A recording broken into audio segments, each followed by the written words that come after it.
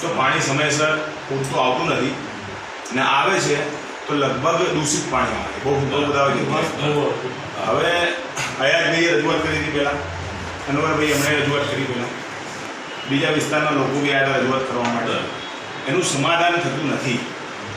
તો આ બાબતે તમને મળવા આવ્યા છીએ ને તમને આ બાબતે અમે અવગત કરાવીએ છીએ કે કોર્પોરેશનની જિમ્મેદારી છે કે લોકોને ઘરે પીવાનું પાણી લોકોને મળી રહે, સ્વચ્છ પાણી મળી રહે ને પૂરતા પ્રમાણમાં પાણી મળી રહે ને સમયસર મળી રહે. હવે આ બાબતે આપણા અધિકારીઓ ન જાણે કેમ કામ યોગ્ય રીતે થતું ના હોય, ઉનાળામાં આમ જ પાણીની જરૂરિયાત વધારે હોય ને આવા સમયની અંદર અમદાવાદ શહેરની અંદર મહાનગરપાલિકાની અંદર જે વિકસિત ગુજરાતની વાતો થતી હોય, વિકસિત ગુજરાતના મોડલની વાતો થતી હોય, ત્યાં પાણી લોકોને ના મળતું હોય એટલે ખૂબ મોટી સમસ્યા છે. એકાદ 2 દિવસ 5 દિવસ 10 દિવસની વાત હોય તો ઠીક છે, પણ 2-3 મહિનાની સમસ્યા છે.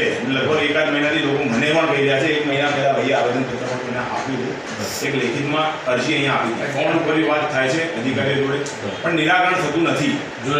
એટલે આ બાબતે નિરાકરણ કરવામાં આવે. જો નહીં કરવામાં આવે તો આગામી સમયની અંદર કોર્પોરેશન ઓફિસ, મક્તમપુરા વોર્ડ ઓફિસનો ઘેરાવ કરવામાં આવશે.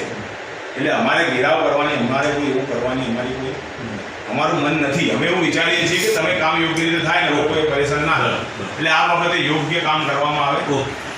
મૂળમાં ક્યાં બોલના હતા, પાણીમાં બહુ દુર્ગંધ આવે છે અને બીજું કે આટલું બધું અડધા એરિયામાં પાણી સારી રીતે આવે છે અને અડધા એરિયામાં પાણી નથી આવતું. મારી કમલાનો ડગલા બંધ છે, લક્ષ્મી સોસાયટી છે, બારિસ્તાન સોસાયટી છે, આમાં પાણી આવતું નથી.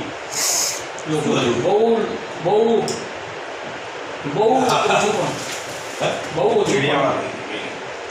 ઓછું પાણી આવે છે નળની અંદર ને દુર્ગંધ બહુ આવે છે. તો એના માટે શું કરવું? ચેક કરાવું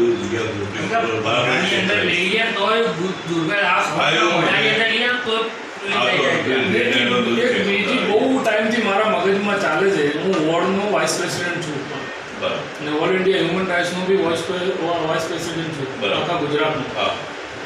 આમાં આવું છે કે જ્યારે પણ કોઈ બી જગ્યાએ તમારી ડ્રેનેજની લાઈન